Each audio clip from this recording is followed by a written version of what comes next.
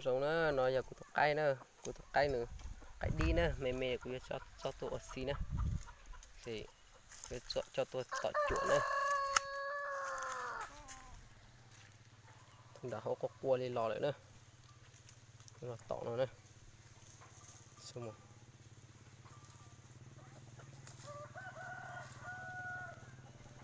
nhắc khá lò lại nữa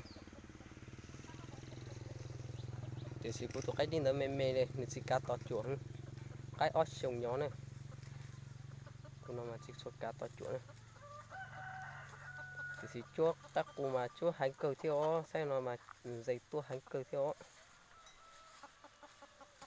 xem mẹ nó xứ nào dây các cụ mà tua dòng cờ lên nó tụi cái nào nè cô cho dòng không biết thì gì chó tua mà nó chín chai lên heo á đừng ô quả cho các cụ mà lo xưa tụi nó là mày hành nữa nè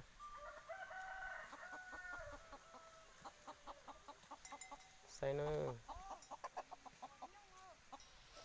sắp hành lên thế nữa để thế là từ ba nhỉ nó tới ba lịch ken nữa ba lịch ken của lúc nick này bắt theo dõi nữa say nữa cái xanh nó tụi nó nè say hành nữa say sấy lọc cái cua thế nữa cua bờ xương đào á mua thì cua bờ xương nữa tụi nó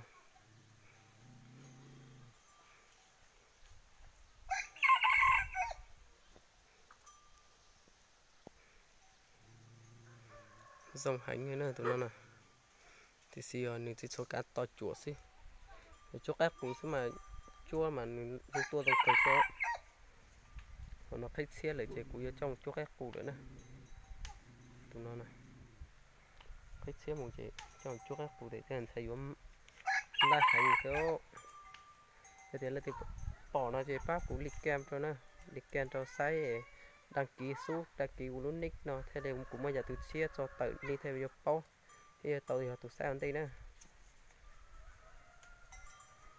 tụi đấy lò lại cái tọt chùa nó này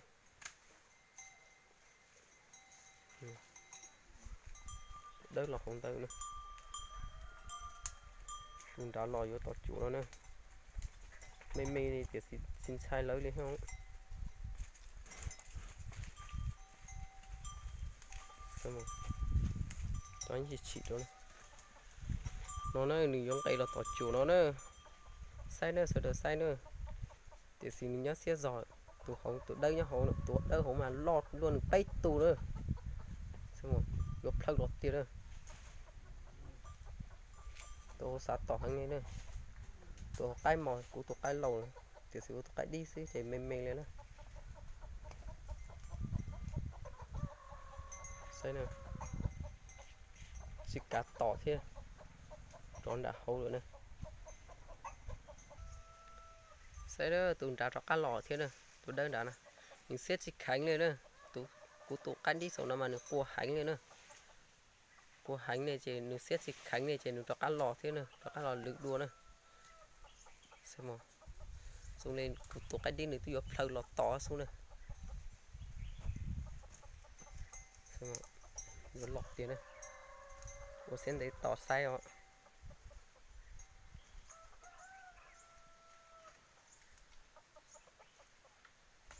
chỉ lò lấy thế à cô xem đấy tỏ sai ít nhà chỉ dành cho lò xí nhà chỉ lò chỉ cũng muốn tay kia lò chỉ cho kia tỏ kia xí nè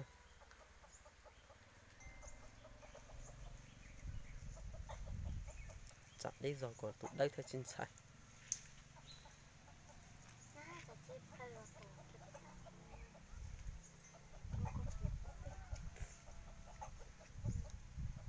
nông nào cũng ăn gì chi để thiên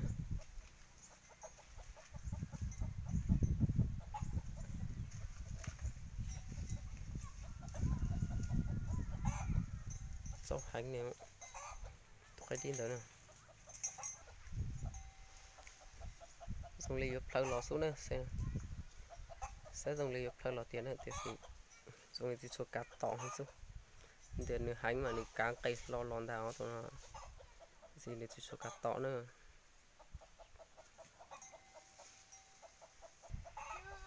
Ủa tụi đây to to chỉ tàu thì tụi đây tới kiểu mùng đã hấu thế nữa, nhưng mùng đã hấu câu nữa.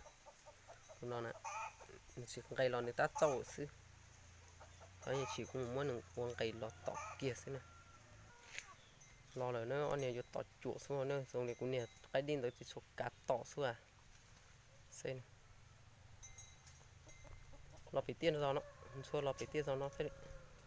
Là cái to chứ có gì riêng nào.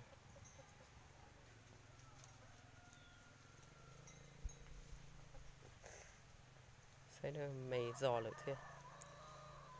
Chỉ mua con thay chỉ mua lúc số tông là thay xuống này là số là sai nữa.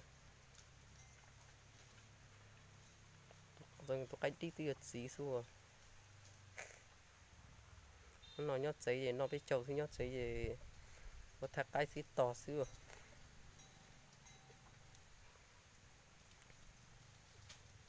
Dây dù rồi nó tụi đây nè. Số này lo bị to nó. Cái to thế nè. Xem nè.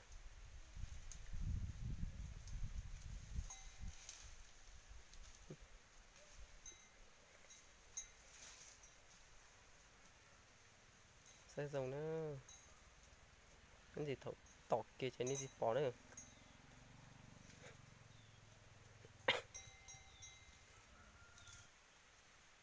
Chảo tụi nhục cái này nếu mà lấy cho đắt tuôn no một chia chỉ tỏ đi. Tụi đây rồi cũng chỉ cho cá tỏ tụi lia thế sự.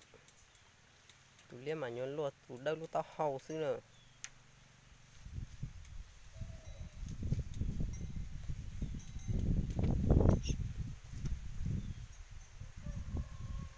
Sao á? Chua nó giò nó phải to no rồi nữa. Chân chua cờ đi thế nữa. Xem nè.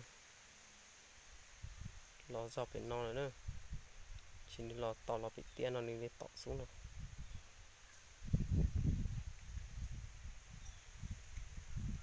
Này trốn đã hầu thiết cái chùa nào mà.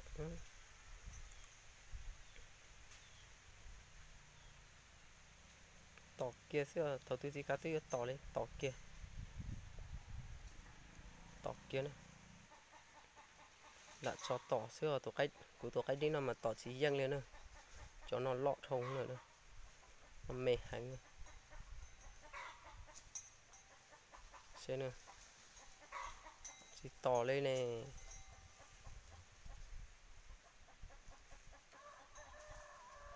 Ủa dòng xia ở số à. Nhưng chỉ tỏ lên rồi cũng nên đẩy tuôn nó tàu lại.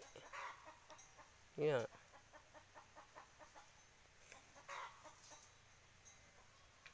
Ủa cho xía họ.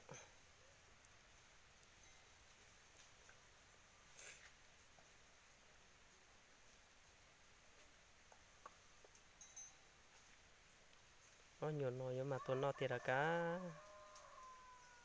Đây có pi gần đây mà. Ngay, cá to rồi. Giấy dâu do rồi giấy chỉ to rồi nữa. Cho bóc chỉ lon tới vô rồi thế đấy.